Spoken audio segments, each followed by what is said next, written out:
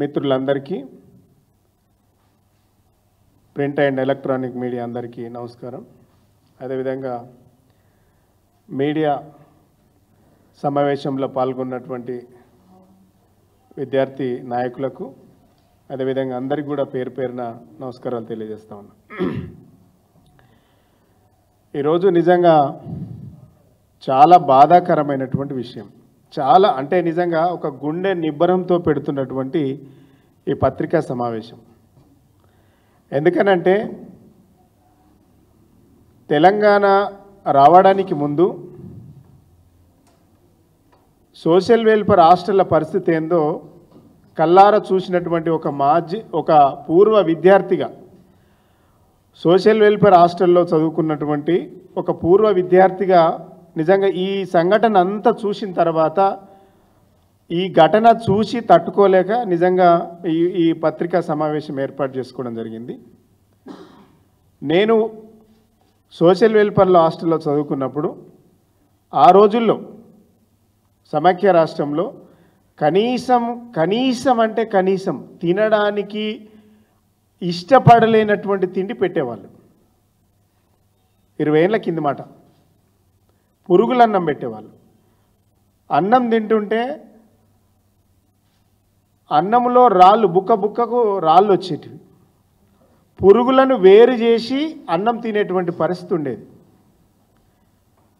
చాలని స్టైపెండ్తో అనేక ఇబ్బందులు పడ్డటువంటి పరిస్థితుల నుంచి నేను వచ్చిన.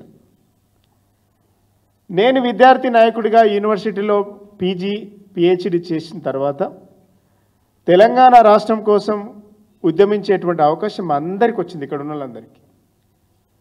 తెలంగాణ రాష్ట్రం ఏర్పడ్డ తర్వాత కేసీఆర్ గారికి మేమందరం యూనివర్సిటీ నాయకులందరం ఈరోజు ఈ రాష్ట్రంలో ఈ పార్టీలో ఉన్నటువంటి ముఖ్య నాయకులందరం అసెంబ్లీలో సమావేశాలు జరుగుతున్నటువంటి మొదటి సమావేశాల్లో కేసీఆర్ గారి దగ్గరికి వెళ్ళి, సార్ మేమందరం కూడా సోషల్ వెల్ఫేర్, బీసీ వెల్ఫేర్, రకరకాల వెల్ఫేర్ హాస్టల్ నుంచి వచ్చిన వాళ్ళం, వాళ్ళ స్థితిగతులు ఏందో తెలుసు మాకు. చదువుకున్నటువంటి విద్యార్థులకు కనీసానికి కనీసం సౌకర్యాలు లేవు. దొడ్డు బియ్యం, దొడ్డు కారం, పురుగులన్నం, లక్క పురుగులు, తెల్ల పురుగులు తినేటువంటి దుస్థితి, నీళ్ళచారు. ఈ పరిస్థితులను మార్చాలని కేసీఆర్ గారికి మేమందరం ఒక రిప్రజెంటేషన్ చేసినాం.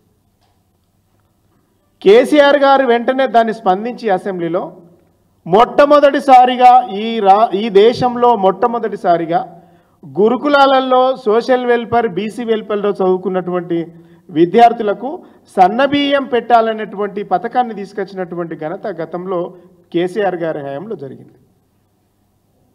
200 గురుకులాలు ఉన్నటువంటి ఈ రాష్ట్రంలో 1006 గురుకులాలను ఏర్పాటు చేసుకున్నటువంటి ఘనత ప్రభుత్వాన్ని, మా ప్రభుత్వాన్ని. కానీ ఈ 10 నెలల్లో 10 సంవత్సరాలలో గురుకులాల్లో చదువుకున్నటువంటి విద్యార్థులను కేసీఆర్ గారు ఎవరెత్తి శిఖరాన్ని అంటే విధంగా భావితరాలకు తీర్చిదిద్దేటువంటి ప్రయత్నం కేసీఆర్ గారు చేసిండ్రు. ఈ 10 నెలల్లో కాంగ్రెస్ హయాంలో విద్యార్థులను అధోపాతాళానికి తొక్కే ప్రయత్నం కాంగ్రెస్ ప్రభుత్వం చేస్తూ ఉన్నది. ఈ 10 నెలల్లో ఏం జరిగింది? అదే రాష్ట్రం, అదే అధికారులు, కేవలం జెండా మారింది, ముఖ్యమంత్రి మారిండు. ఇలా ఏం జరుగుతుంది? ఇప్పటి వరకు ఈ రాష్ట్రంలో ఇప్పుడే ఇందాక వనపర్తి జిల్లా మదనాపూర్ మండల కేంద్రంలో ఎస్సీ గురుకులాల్లో 7వ తరగతి చదువుతున్నటువంటి విద్యార్థి ప్రవీణ్ డార్మెంట్ రూమ్లోకి వెళ్ళి ఆత్మహత్య చేసుకున్నాడు. మొత్తం కలిసి ఈ రోజుకు ఈ నిమిషానికి 49 మరణాలు ఈ రాష్ట్రంలో పిల్లలు చనిపోయినారు. ఆ పిల్లలు ఎవరు? మన బిడ్డలు, దళిత బిడ్డలు, గిరిజన బిడ్డలు, బీసీ బిడ్డలు, బడుగు బిడ్డలు, మైనార్టీ బిడ్డలు, మొత్తానికి ఈ తెలంగాణ బిడ్డలు. ఇంతమంది బిడ్డలు చచ్చిపోతే ఒక్క మంత్రి ఒక్క మంత్రి, ముఖ్యమంత్రి, ఒక సెక్రటరీ మాట్లాడకపోవడం, స్పందించకపోవడం చాలా బాధాకరం. చాలా తీవ్రంగా మేము ఖండిస్తూ ఉన్నాం. ఎంతమంది చచ్చిపోతే ఈ ప్రభుత్వం స్పందిస్తుందని అడుగుతూ ఉన్నాం మేము. ఇంతమంది చావులకు కారణం ఎవరు అంటున్నాం. ఈ 49 చావులకు కారణం ఈ కాంగ్రెస్ ప్రభుత్వం, ఈ ముఖ్యమంత్రి. ఇవి కాంగ్రెస్ చేసినటువంటి హత్యలు. ఈ మరణాలన్నీ కూడా కాంగ్రెస్ చేసినటువంటి హత్యలు. ఇప్పటి వరకు 20 ఈ రోజుతో కలుపుకుంటే 24 ఆత్మహత్యలు జరిగినాయి, 8 అనుమానాస్పద మరణాలు జరిగినాయి, 13 అనారోగ్య మృతులు జరిగినాయి. ఫుడ్ పాయిజన్తో చనిపోయినటువంటి వాళ్ళు 4.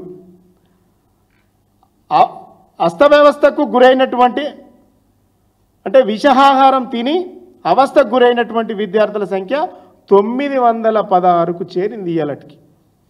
నిన్నటికి నిన్న మాగనూరులో జరిగినటువంటి ఫుడ్ పాయిజన్ కేసులో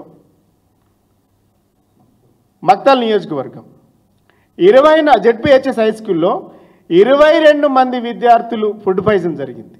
ఎంత దుర్మార్గం అంటే అధికారులు బాధ్యత గలగా పదవిలో ఉన్నటువంటి వాళ్ళు మాట్లాడుతుంటే బాధ అనిపిస్తుంది. అసలు మనం ఏ దేశంలో ఉన్నాము? రాజ్యాంగ వ్యవస్థలో ఉన్నామా? అసలు ప్రజాస్వామ్యంలో ఉన్నామా? ఎక్కడున్నామని బాధ అనిపిస్తుంది. ఇలాంటి వాళ్ళని చూస్తే సిగ్గు అనిపిస్తుంది. మా మాజీ ఎమ్మెల్యే రామ్మోహన్ రెడ్డి గారు వెళ్ళి వాళ్ళని పరామర్శించడానికి వెళ్ళాలి. ఆ తల్లుల గోస చూడడానికి విలపిస్తుంటే వాళ్ళను ఓదార్చడానికి వెళ్ళాలంటే ఆయనను గృహ నిర్బంధం చేసిండ్రు. 22 మంది ఫుడ్ పాయిజన్తో హాస్పిటల్లో పడ్డారు. దానికి కలెక్టర్ చెప్పేటువంటి సాక్ ఏంటంటే అవుట్ సైడ్ ఫుడ్ తినడం వల్ల ఫుడ్ పాయిజన్ జరిగిందని చెప్పిండ్రు కలెక్టర్ గారి మాట. రెండవది ఆ స్థానిక ఎమ్మెల్యే గారు మాట్లాడుతుంది ఏంటంటే బేకరీలో అవుట్ సైడ్ ఫుడ్ తినడం వల్ల ఫుడ్ పాయిజన్ జరిగిందని చెప్పిండ్రు. దీనికి ఇంకో ఉదాహరణ, గతంలో వాంకిడి దగ్గర శైలజ అనేటువంటి అమ్మాయి 27 రోజులు నీమ్స్ హాస్పిటల్లో చేరి చికిత్స పొంది మరణిస్తే ఆ రోజు అదే కమ్యూనిటీకి సంబంధించినటువంటి మంత్రి సీతక్క గారు ఏం మాట్లాడిందంటే అప్పాలు తిని ఫుడ్ పాయిజన్ జరిగిందన్నారు. మీరు అందరు చెప్పాలి, ఇక్కడ ఉన్నటువంటి పత్రికా మిత్రులందరికీ నేను అప్పీల్ చేస్తూ ఉన్నా. ఈ తెలంగాణ అప్పాలు తినడము కొత్తనా? అప్పాలు తినడం అనేది ఇప్పుడు మనం నేర్చుకుంటున్నామా? అప్పాలు ఎప్పుడు తినలేదా? ఎవరు చేసుకోలేదా? గతం కంటే తెలంగాణ ఇప్పుడు బాగుపడ్డది కదా, మంచి నూనె దొరుకుతుంది కదా, నాణ్యమైనటువంటి నూనెలు కొనేటువంటి స్తోమతకి ఎదిగిండ్రు కదా. ఇలా ఎందుకు ఇట్లా మాట్లాడుతూ ఉన్నారు? అప్పాలు తిని ఆయిల్ ఫుడ్ తినడం వల్ల అస్వస్థకు గురైండ్రు, అందుకే హాస్పిటల్ పాలైంటని కించపరిచిండ్రు. ఆ అమ్మాయి చనిపోతే ఆ చావు దగ్గరికి వెళ్ళేటువంటి మా కోవలక్ష్మి ఎమ్మెల్యే గారిని అడ్డుకున్నారు, అంత్యక్రియల కాడ అడ్డుకున్నారు, వెళ్ళకుండా అడ్డుకున్నారు, అరెస్టులు చేసిండ్రు. అంటే మేము అదేవిధంగా మా మాజీ మంత్రి హరీష్ రావు గారు, అదేవిధంగా మాజీ మంత్రి సబితా ఇంద్రారెడ్డి గారు స్వచ్ఛందంగా విద్యార్థులే మహేశ్వరం దగ్గర, రంగారెడ్డి జిల్లా మహేశ్వరం దగ్గర విద్యార్థులే రోడ్ల మీదకి వచ్చి మాకు పురుగుల అన్నం పెడతా ఉన్నారు, నీళ్ళ చారు పెడతా ఉన్నారు. అసలు మాకు కేసీఆర్ పాలనలో నాణ్యమైనటువంటి భోజనం ఉండే, ఆ భోజనము లేదు, చదువు లేదు, కనీసము ఇక్కడ నాణ్యమైన ఫుడ్ లేదు అనేసి రోడ్ల మీదకి ఎక్కితే, విద్యార్థులు స్వచ్ఛందంగా రోడ్ల మీదకి ఎక్కితే మా నాయకులు వెళ్ళి పరామర్శించేంత వరకు కూడా ప్రభుత్వానికి పట్టి లేదు, అలుకు లేదు, పలుకు లేదు, ఉలుకు లేదు. అంటే గురుకులాలలో సోషల్ వెల్ఫేర్ హాస్టళ్లలో ఎక్కడైనా సరే సోషల్ వెల్ఫేర్, ట్రైబల్ వెల్ఫేర్, గురుకులాలు, అదేవిధంగా మైనార్టీ వెల్ఫేర్, బీసీ వెల్ఫేర్ ఎక్కడికైనా ఈ ప్రతిపక్షంలో ఉన్నటువంటి మా నాయకులు కేటీఆర్ గారైనా హరీష్ రావు గారైనా మిగిలిన మా నాయకులు ఎవరమైనా స్పందిస్తే తప్ప ప్రభుత్వానికి కనీసం దున్నపోతు మీద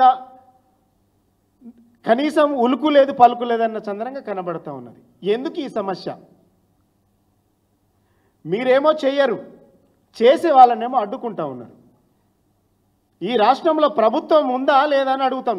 ఈ డీటెయిల్స్ అన్నీ కూడా 49 మరణాల లిస్టు, ఈ 49 మరణాల లిస్టు ఇలా మీకు మీ ముందు ఉంచుతా ఉన్నా. ఎంత బాధాకరం అంటే 10 నెలల్లో మీరు చంపినటువంటి మీ పాపం, కాంగ్రెస్ పాపం ఇది. ఈ ప్రభుత్వ పాపానికి నిలువెత్తు నిదర్శనం నా బిడ్డలు చనిపోయిండ్రు అంటున్నా. 49 మా బిడ్డల తల్లుల గోస మేము ఇలా మీ ముందు పెడతా ఉన్నాం. ఈ బిడ్డల తల్లుల గర్భకోశానికి కారకులు ఎవరు? సమాధానం చెప్పాలి. ఆ గర్భకోశాన్ని పూరించేటువంటి బాధ్యత ఎవరు తీసుకుంటారు? ఇలా మా రామ్మోహన్ రెడ్డి గారు పోతే అంటుండ్రట, చదువు సంగతి దేవుడెరుగు సార్, మా పిల్లలను బతికించుకుంటాం, ఈ చదువు వద్దు, మాకు ఈ బడులొద్దు, మా పిల్లలను భద్రంగా మాకు అప్పచెప్పండి అనేటువంటి దుస్థితికి ఎందుకు పోయింది అంటున్నా. దీని కారకులు ఎవరు? ఈ కారకులు ఎవరో చెప్పాలి. ఇలా మనమందరం కూడా, నాకు తెలిసి అందరం కూడా సోషల్ వెల్ఫేర్లా, బీసీ వెల్ఫేర్లా ఎక్కడో చదువుకొని వచ్చిన వాళ్ళం. ఇలా ఎందుకు ఇంత బాధ కొద్ది చెప్తుందంటే, ఆనాడు సమైక్య రాష్ట్రంలో పరిస్థితులు ఉన్నాయి కాబట్టి మంచి భోజనం పెట్టాలని కేసీఆర్ గారు మాట్లాడిండ్రు. ఇలా నాణ్యమైనటువంటి ఫుడ్డు లేదు, నాణ్యమైనటువంటి చదువు లేదు. ఇలా మొత్తానికి కేసీఆర్ గారు పెట్టినటువంటి పథకాన్ని మొత్తం కూడా ఎత్తేసేటువంటి ప్రక్రియని ప్రభుత్వం చేస్తూ ఉన్నది. వారానికి 3 గుడ్లు పెట్టేది, కోడిగుడ్లు, వారానికి 3 కోడిగుడ్లు పెట్టేది. ఆ స్కీమ్ ఎత్తేసిండ్రు. వారానికి ఒకసారి మాంసాహారం పెట్టేది. ఇలా దాన్ని కూడా పెట్టలేనటువంటి పరిస్థితులు ఆ కాంగ్రెస్ ప్రభుత్వం ఉన్నది. ఇలా ఎంతమందిని చంపుతారు? గమ్మత్ ఏంటంటే, మా బిడ్డలను చూసుకునేటువంటి ఎస్సీ, ఎస్టీ, బీసీ, మైనార్టీ, అగ్రవర్ణ పేదల బిడ్డలను చూసుకోవడానికి సంక్షేమ శాఖ మంత్రి లేడు ఈ రాష్ట్రానికి. విద్యను ఎవరైతే అందిస్తున్నారో మా తెలంగాణ బిడ్డలు చదువుకున్నటువంటి ఈ తెలంగాణ విద్యా వ్యవస్థకు విద్యను చూడడానికి విద్యాశాఖ మంత్రి లేడు. మా తెలంగాణ ఆడబిడ్డలు, దళిత బిడ్డలు, గిరిజన బిడ్డలు, బహుజన బిడ్డల మీద అన్యాయంగా, కర్కశంగా, అమానుషంగా అత్యాచారాలు జరుగుతుంటే వాటిని కాపాడడానికి, శాంతి భద్రతలు చూడడానికి హోంశాఖ మంత్రి లేడు. ఇదేం గోస? ఈ 3 శాఖలు ఎవరి దగ్గర ఉన్నాయంటే ముఖ్యమంత్రి గారి దగ్గర ఉన్నాయి.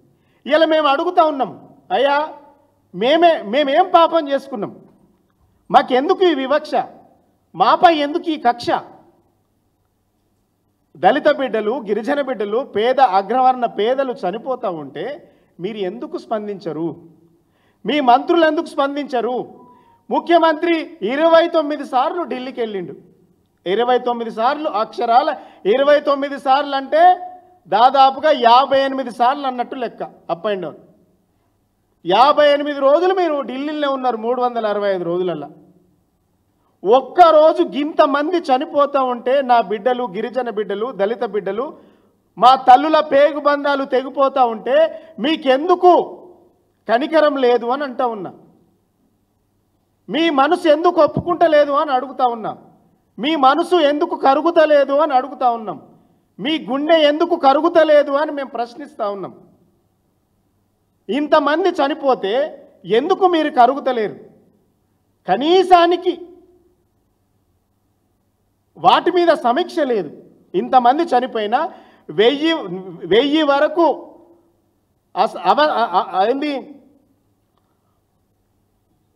అస్వస్థకు గురైతే వాటిని పరిశీలించరు, వాటి మీద సమగ్ర విచారణ జరిపించరు. ఇలా మేము ఏం పాపం చేసుకున్నాం? ఈ రాష్ట్రంలో రాజ్యం ఉన్నదా? ప్రభుత్వం నడుస్తున్నదా? ప్రజాస్వామ్యం ఉన్నదా?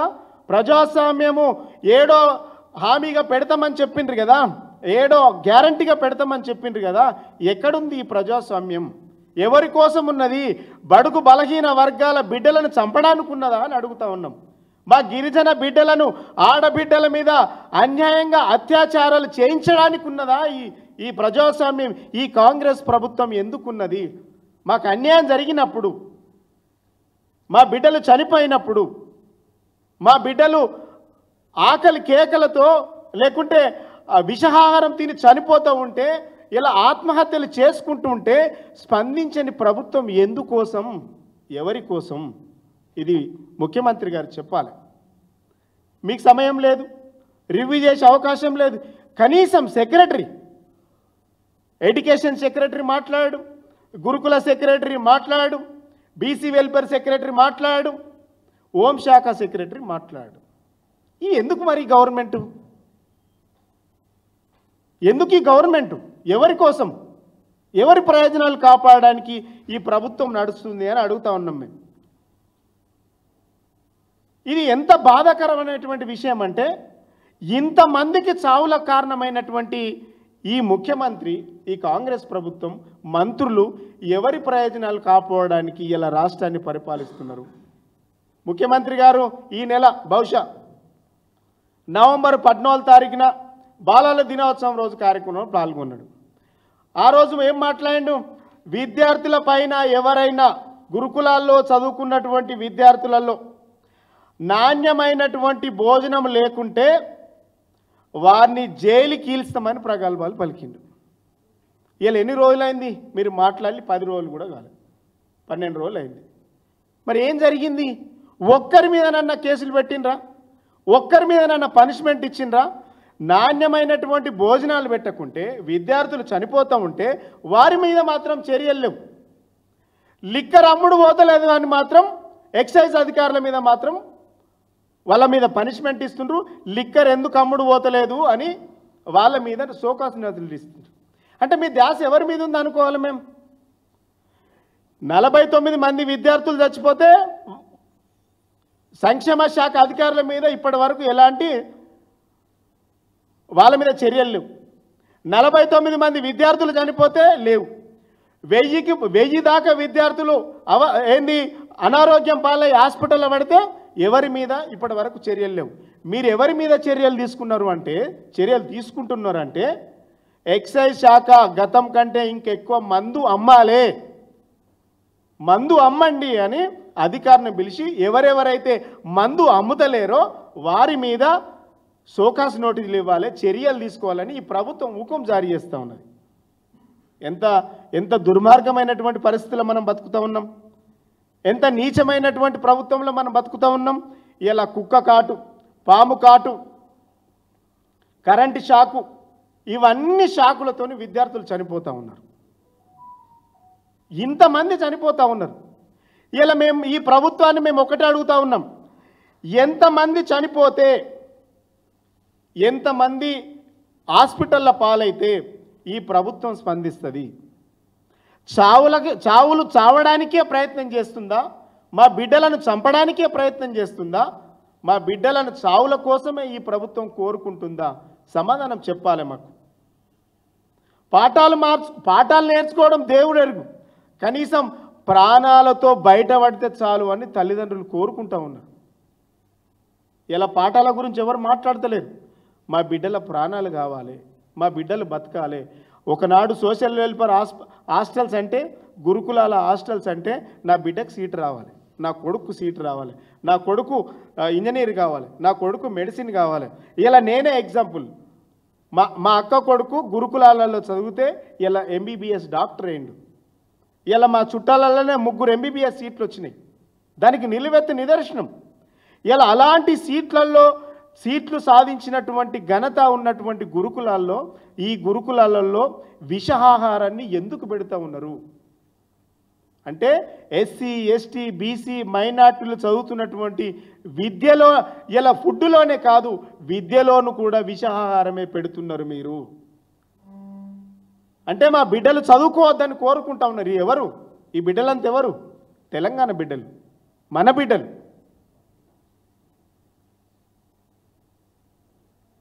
ఈ చావులకు కారణమైనటువంటి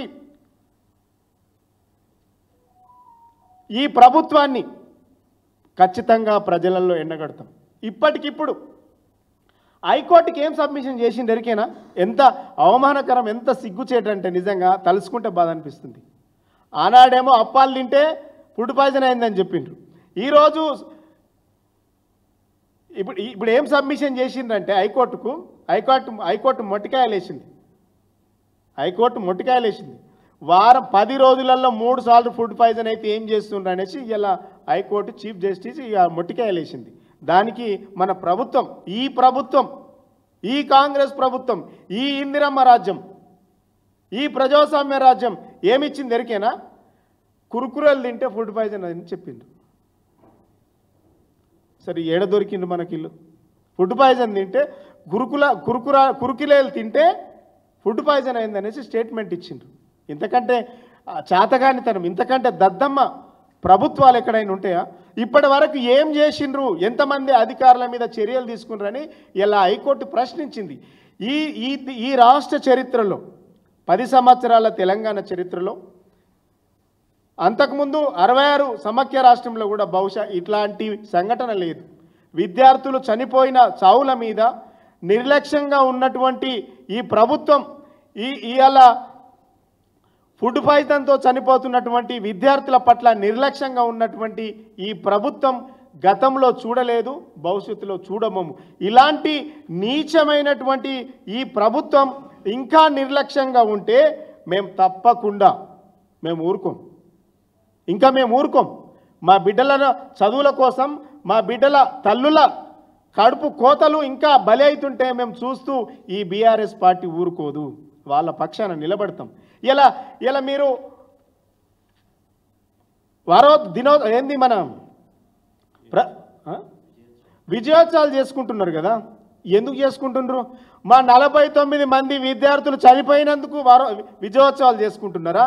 900 పైచిలకు విద్యార్థులు అనారోగ్యం పాలై అస్వస్థతకు గురైనందుకు ఇలా విజయోత్సవాలు చేసుకుంటున్నారా? ఇలా ఎందుకు చేసుకుంటున్నారు?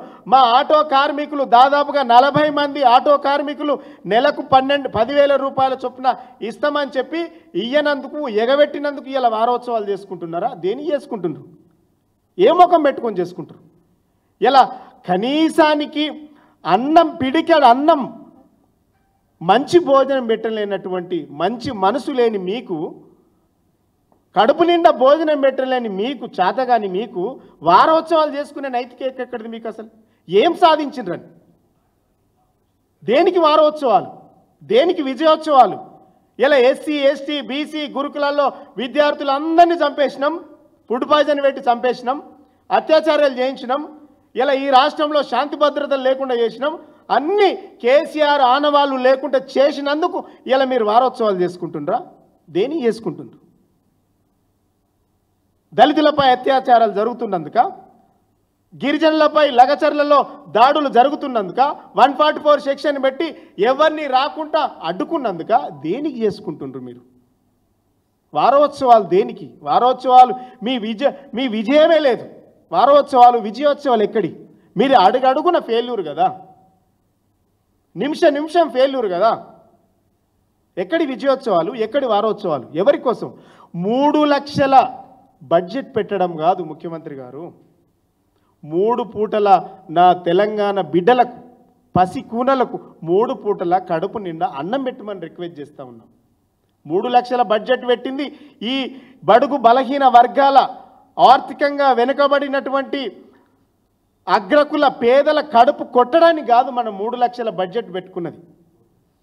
3 లక్షల కోట్ల బడ్జెట్ పెట్టుకున్నది ఈ పేదల కడుపు కొట్టడానికి కాదు, పేదల కడుపు నింపడానికి, పేదలను నాణ్యమైనటువంటి చదువు ఇవ్వడానికి ఇలా 3 లక్షల కోట్ల బడ్జెట్ పెట్టుకున్నాం మనం.